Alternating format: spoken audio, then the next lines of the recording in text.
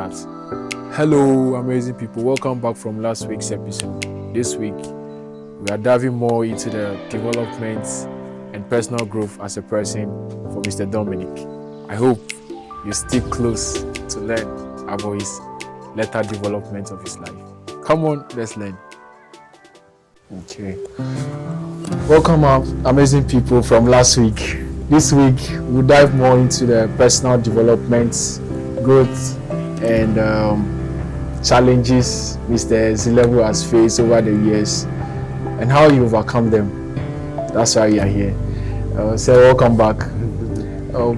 Thank you. Yeah. So, how was it like seeing your students succeed after they pass through your training or after they have undergone your training? How was that feeling like? Oh, I feel happy and feel very, very proud of them. And I see them and I meet them. So, mostly, it's not almost all of them, but some made it, some will not. So, what's the like when you meet some of them, especially the ones that were not able to further? Do you sometimes have conversation with your old students about how the journey is supposed to be? Maybe education might not be the end, but just want to know how you interact with some of your old students. Well, when I meet them, at times I encourage them not to lose hope. Most of them are not doing anything. At times I encourage them to go in for some trade. They can go in for business. So I advise them that they should not lose hope. So my next question is, how is it like when you first realize that you become a father? Very interesting. You see, when I married first, it took some years before I had my child. Due to some illnesses that's on the side of my wife. Okay. So she was not able to conceive early. Okay. But through prayers, that I was happy when the news. I realized she picks. And then we were just praying, and then God heard our prayers, and we had a very bouncy baby boy. Wow. Oh, in fact, I jubilated. That's the joy of every father. Okay. Especially when he was a boy. So, how is it like? Mostly, our fathers wish their first child a boy. Why is it like that? Oh yeah, I also wish it's a boy. Yeah, and so what prompted the idea? Because mostly people, especially our fathers, they wish to have their first child as a boy. You see, what's the reason behind it? The reason is this: the boy will take up from the father. You know, a girl like this, she will marry and then go to another house or another family. By all means, she will go and join another family. She will marry in a family. But the boy will rather bring somebody home. Okay. So, more or less, he will be, or he will replace you. Okay. So he's let's say the assistant. That is it. But we are living in a world where we want to break the gender gap, gender equality. So mostly people don't have that kind of. But we know, we are not old, but we know that when growing up, our fathers actually their most prayers are to have a first child as a male child. As we say, gone are the days. Yes. But these days, in fact, we have to appreciate and girls too. Yeah. Because at times, what girls can do, at times men cannot even do it. Okay. Yeah, I learned that lesson from my own family, my father's side. Okay.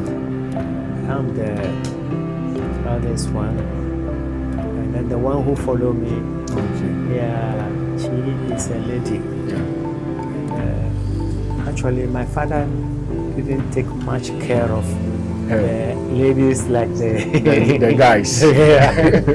Well, lo and behold, as I'm talking now, she was able to marry someone who took her abroad. Wow. And they're able to make it. I may say they succeed. Okay. Yes. So she's rubbing shoulders with you, the guys. Even more than the guys. Okay. Yeah. And we are proud of her. Okay. Yeah, we are proud of her. That's great. So simply put, gender is not something we should. No one is less of human. Everybody is a human being. Oh yeah. Okay. Okay. So my next question is, how does technology influence education? Because now we know we are in a technological system. So how does that affect the classroom teaching? I'm sure you experienced some part before leaving. Well, The positive and the negative impact, negative yeah, impact. technology is having on education. Yeah. No, this time we have computers available, Yeah. and the children can do most of the things by the computer. Okay. But these days we don't have those things. So I may say it's easy these days to introduce the children to some topics. They can easily grab it. Okay. More than Those days. Those days. The only problem is there are some other side of it. But can you share the other side? We just want to know the negative impact is having on education. Yeah, the children can, or they see some things like pornography, pornographic materials on the internet. So they are able to access those things that elderly people like us can not see. They are able to see those things, which affects their life. Okay. Yeah. So it's distracting them from the main reason why the technology is being introduced. Yeah. So do you have any solution or idea where we can stop those things or we can prevent them? We cannot stop it entirely, the only thing is we educate them. Okay. Advise them. Okay. Especially in the church too has to play a role. Yeah. They have to not only by teaching the scripture or the Bible or preaching that, at times they have to draw the attention to those immoral things in the internet. So the church has a role. Yeah, and the parent too. Yes. With the parent too. Yeah. And when you're in the room, you need to be supervising. To supervise them. You have to go and see what they are doing. Take them by surprise. When you see them glancing through or seeing something that is out of what they are supposed to be doing. Yeah, then you have to advise them. Okay, that's You great. should take their minds off those things. Okay. My next question is, what do you think could still be improving Ghana's education system for both students and teachers? For both students and teachers, well, I think the government just have to come in by providing the necessary materials that will help the teaching and the learning. And it will help all the teachers too, and then the students as well. Without those materials, I don't think they can go back to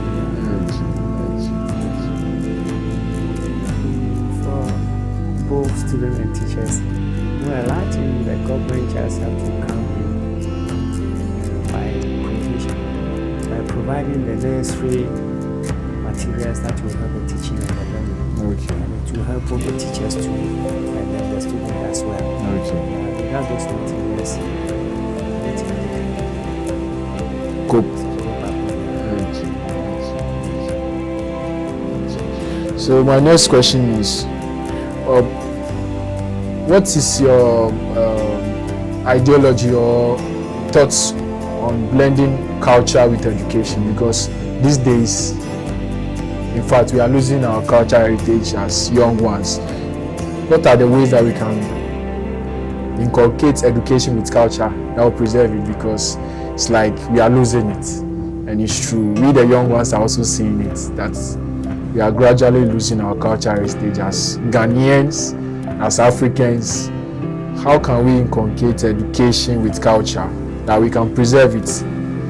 We have some bad parts, but not the bad ones, but the good aspect of our cultural heritage. I see, culture is not bad. Culture is not bad.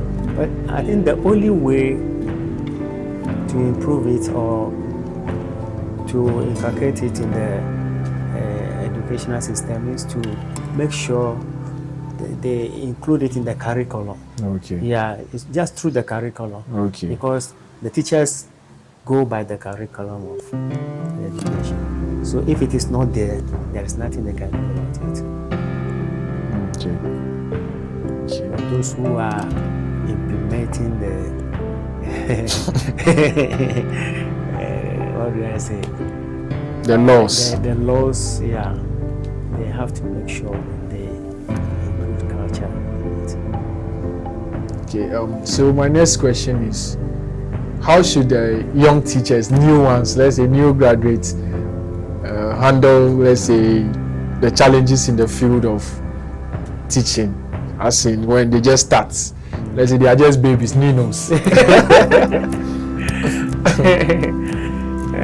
What are some of your advice to them watching you, that you people are life changers, you impact a lot of lives? Yes. Well, there are a lot of challenges.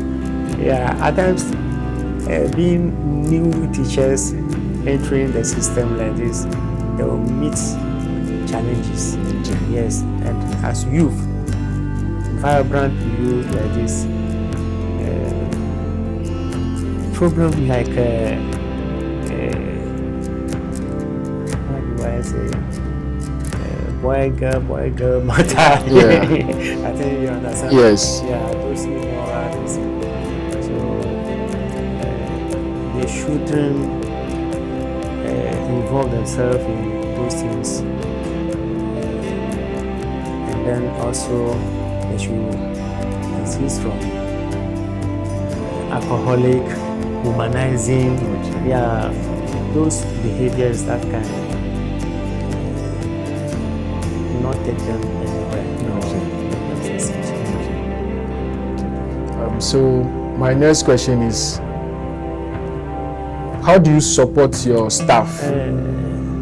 Excuse me, Okay. again, on the youth, Yes. I'm particular about that. The youth too, at times they have to make use of their time. Yeah. Every second, every minute, We are growing. yeah, or even every day, Yeah. they have to make use of it. Every time matters. So they shouldn't joke with their time, because when the time pass, Can never reach it. anything. So to the youth, time is money, as we always say, and time is very, very crucial. important. Yeah. And it's a resource that can never be renewed. So as our teacher, father, uncle, brother is telling us, let's take our times serious and do, even if it's a task that you are supposed to do, and let's say it's 10 things that you're supposed to do, at least you do 5. Yeah. It's okay. Yeah. So, sir, please, my next question is, how do you encourage your staff when you have limited resources for the pupil? How do you encourage them or support them during those periods as you've been a head teacher? Limited resources, Yes. Like, let's say 20 overcrowded classroom, but the textbooks are not up to chalk or marker for. Well, at times I would advise them. The only thing they tell us is just to improvise. Not all things that you get.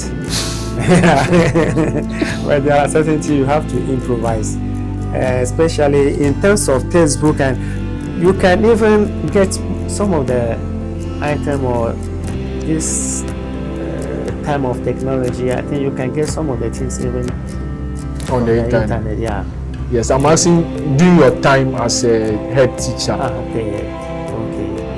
I'm sure you might face some of those challenges. Oh yeah. So how do you encourage and support your staff to actually mobilize them to keep going? Because sometimes we know very well that some of the classrooms are, let's say, 100 students per teacher, and the textbooks are only 5 or 10.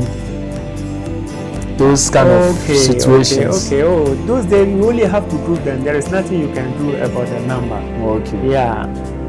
The number is so large for you to handle. You only have to group them. If you have few books, you share it according to the group. You can't give it to one person and leave the others. Okay. So you have to give them. And things that, as I've already said, those things that we didn't get those days, we only have to improvise. Okay. We only have to improvise.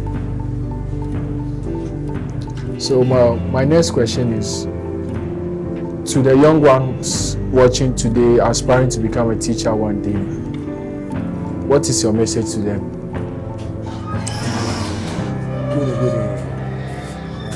My message to the young ones who want to become a teacher or aspiring to be a teacher like you, a great one, of course. Some of us have passed through his hands, so. Well, I will only encourage them. In fact, the teaching profession is not a bad choice. Okay. Yeah. Especially these days. Our days. Well, it was not so much as far as the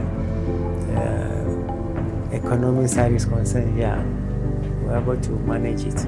But these days, you can even pass through the teaching to other areas. Okay. So they shouldn't discourage themselves from going to training college. Okay. Yeah, they can go to the training college. When they finish, they can even aspire to some other areas. Okay. From there, they can, if they want to be a politician, through most of the politicians these days they were teachers. Yes, most of them. Oh yeah, most of them.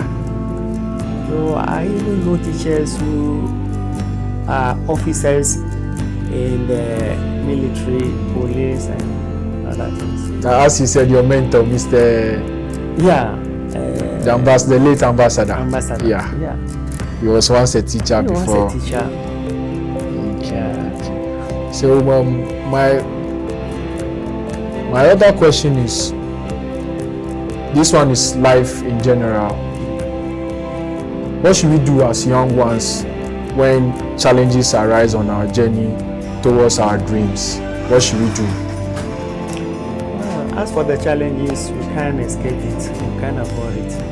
But the only thing is, when the challenge comes, you only have to face it. Use it as a stepping stone to climb up. The challenge will rather strengthen you. It will strengthen you. So if you, being a youth, you want to avoid challenges or setbacks, then you can face life. Yeah, you can grow.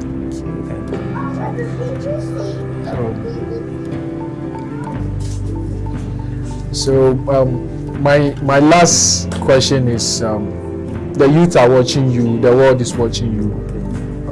What is that one message you want to tell us or share with the world, as you've experienced a lot of things in this life? What is that one message you have for the world? A message to the world. Yes, to the youth, the elderly, the young, everybody. Everybody. Yes. Then I will just limit myself. Well, you see, life. Or you can even start with the elderly and later give us. That's in general. Yeah. life is how you make it. Okay. I may say life is a choice.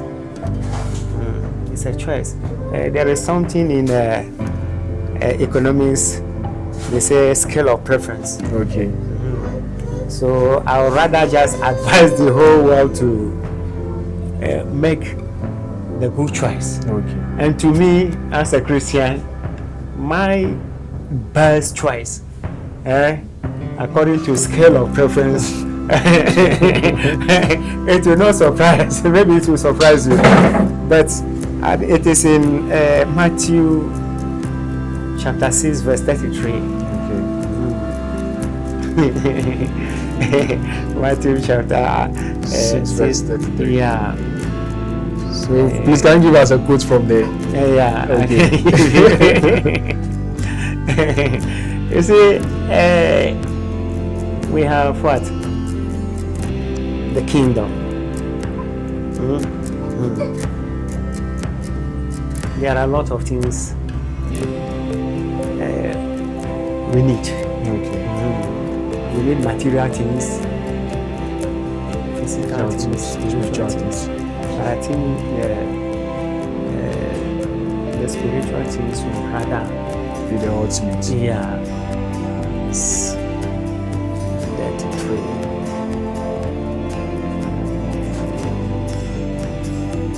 Yeah. Say, but seek first The his kingdom. kingdom and his righteousness, and all these things will be given to you as well. Okay. So I would advise the world to seek first The kingdom. and its righteousness, and anything at all that they need will be added to that kingdom. Anything at all that you need when you choose the kingdom of God To be added with to be added to you. So that will be my only advice to the world. the whole world.